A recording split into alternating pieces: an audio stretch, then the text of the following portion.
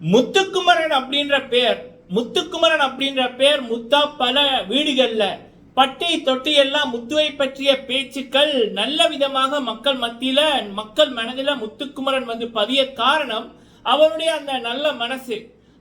அது ஒவ்வொரு எபிசோடும் ஒவ்வொரு நாள் லைவ்லையுமே முத்துக்குமரன் அவர்களுடைய அந்த நல்ல மனசு, வன்மம் இல்லாத குணம், அந்த தெளிவான பாதை, தெளிவான சிந்தனை தான் அவரை பல வீடுகளுக்கு அவரை அவங்களோட வீட்டில ஒருத்தங்களாக பார்க்க பண்ண ஒரு முக்கியமான ஒரு விடயம்.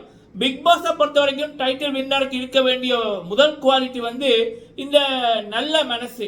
அந்த நல்ல மனசு முத்துக்கிட்ட மட்டும்தான் முதன்மையா அந்த பிக் பாஸ் தமிழ் வீட்டில் இருக்கு.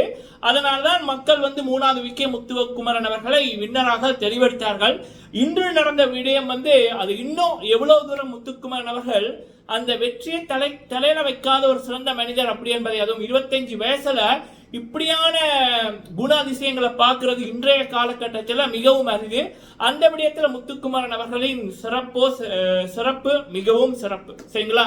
முக்கியமான ஒரு விடயம் என்னன்னா விஷால்.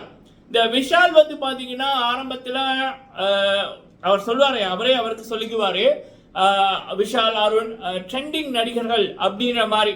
அது ஒரு கர்வம் ஒண்ணு. நாங்க தான், ஈவன் தீபக்கை விட இவங்க பெரிய ஆட்கள், இப்ப நாங்க தான் அப்படின்னு நினைக்கிற அளவுக்கு அவங்களுக்கு அந்த கர்வம் இருந்தது.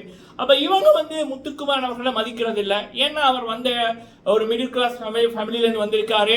அதே நேரத்தில் அவருடைய அந்த ஏதோ கொரியன்காரனோ ஏதோன்ற மாதிரி எல்லாம் நக்கல் அடிப்பாங்க.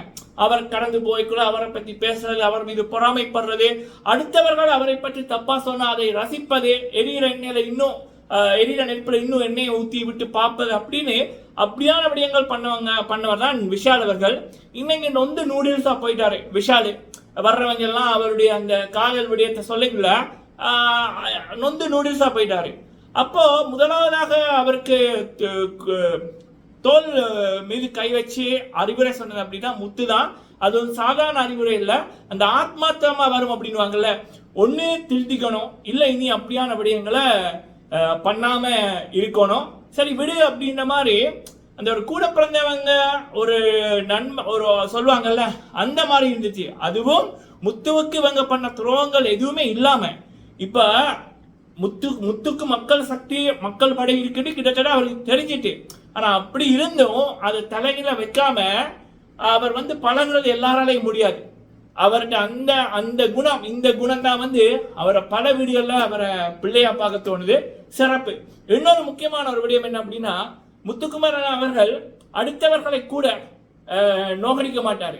இன்னைக்கு ஆர்னவ் சத்யா ஜெஃப்ரியை பத்தி தப்பா பேச ஆரம்பிக்கக்குள்ளேயே எழுந்து முதலாவது அவ்வளவு தூரம் குரல் கொடுத்த ஒரே ஒரு நபர் முத்துக்குமரன்.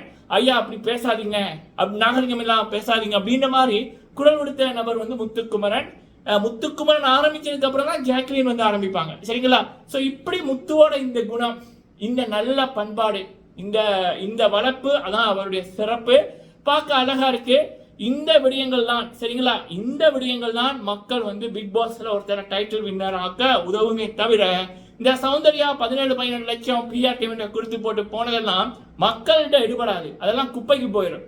நல்ல குணம் இருந்தாலே மக்கள் உங்களை இதயத்தில் வைப்பாங்க. இந்த பிக் பாஸ் தமிழ்ல மக்கள் இதயத்தில் வைத்தது முத்துக்குமரன். அதற்கு காரணம் முத்துவோட இந்த சிறப்பான பண்புகள். நீங்க உங்களோட கருத்துக்களை சொல்லுங்க. தொடர்ந்து முத்து அவர்களுக்கு ஹாட்ஸ்டார்ல ஓட்ட போடுங்க. ஹாட்ஸ்டார்ல ஓட்ட போட்டுட்டு மிஸ்கால் ஓட் போடுங்க. அதுக்கப்புறம் தமிழ் கிரீட்ஸ் அன்அஃபிஷியல் ஓட், அதுலயும் உங்களுடைய ஓட்ட முத்து அவர்களுக்கு போடுங்க. முத்துக்குமரனின் வெற்றி உலக மக்களின் வெற்றி. நன்றி.